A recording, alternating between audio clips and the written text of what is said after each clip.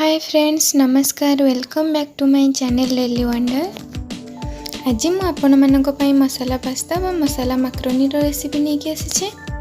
यह खाइबा पई बहुत टेस्टी लगे और बनैबा मध्य बहुत सहज। चलते आम को प्रिपेयर करवा। आम इंडियन स्टाइल मसाला पास्ता बनैबा पई प्रथमे गोटे पैन ले 2 ग्लास पानी नहीं ताको भल भाव गरम करवा। आमको पास्ता बहुत भल भाव में सिझेबार अच्छी से पानी भल भाव में फुटा पर्यंत आम अपेक्षा करवा। जदि पानी फुटा पूर्व आम मैक्रोनी को पकेबा ताले पानी टेम्परेचर ड्रॉप हो पास्ता बहुत भल भाव में सिझिबनी। से पानी भल भाव में फुटी सारा पर आम पास्ता को ऐड करवा। एबे मु एथिरे गोटे चम्मच ऑयल और पास्ता को ऐड कर दूची। ऑयल ऐड करने द्वारा पास्ता गुड़िक परस्पर सहित लगनी सब गुड़िक अलग अलग हो। पास्ता पकई सारा पर आम ताको भल भाव में सांगे सांगे गोलई दबा जहाद्वारा गरम पानी सबुआड़े खेलीज। आमको एठारे पास्ता को 90% जाए सिझेबार अच्छे। आउ 10% आम ताको सॉस रे सिझेबा जहाद्वारा तार टेस्ट बहुत भल आस। एबे पास्ता रेडी हो जाइए। आम ताको छांकी गोटे पात्र रे रखीदबा। या परे आम से सेम पैन में 2 ରୁ 3 चम्मच तेल ऐड करवा।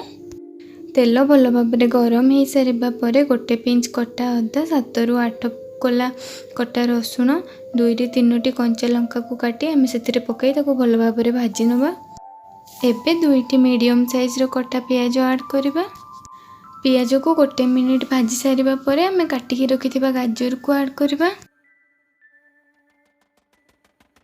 पियाज और गाजर भल भाव में सिझी सारा पर आम टमाटो को ऐड करवा। आउ पास्ता पई जेतिकी लुण दरकार आम एबे ऐड करदेबा जहाद्वारा टमाटो बहुत शीघ्र सिझीज। टमाटो भल भाव में सॉफ्ट हो सारा पर आम एबे से गोटे चम्मच तीखी मिर्ची पाउडर, गोटे चम्मच काश्मीर मिर्ची पाउडर और हाफ चम्मच गरम मसला दे ताको भल भाव में चलैदबा। तापर गोटे चम्मच ग्रीन चिली सॉस, आपण पाखे जदि रेड चिली सॉस अच्छी आपण ताको भी नहीं पारे। आउ 2 चम्मच टमाटो सॉस देके आम ताको भल भाव में मिसईदबा। आपन को जदि अधिक सॉस पसंद आपण अधिक सॉस भी ऐड करें। टमाटो और सॉस भल भाव में मिसी सारा पर आम ए पास्ता को ऐड करदबा। पास्ता ऐड करने पूर्व टिके पानी ऐड करेंगे जहाद्वारा मसला टिके पतला हो पास्ता सहित बहुत भल भाव में मिसिब। सबु जिनस को ये भल भाव में मिसेबार अच्छे। 2 ରୁ 3 मिनिट आम ताको सॉस सहित टिके सिझेदबा।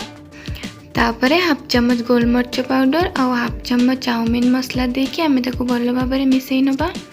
भल भाव में सबकि मिसई सारा पर बस आमको अल्प धनिया पत्र देकी ताको सर्व करिबार अच्छे। एबे पास्ता पूरा रेडी हो गला। एबे आम ताको सर्व करवा।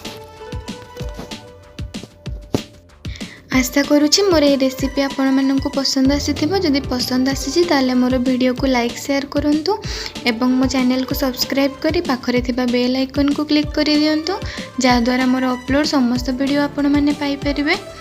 आपण मानक सपोर्ट पे आपण को बहुत बहुत धन्यवाद। नमस्कार।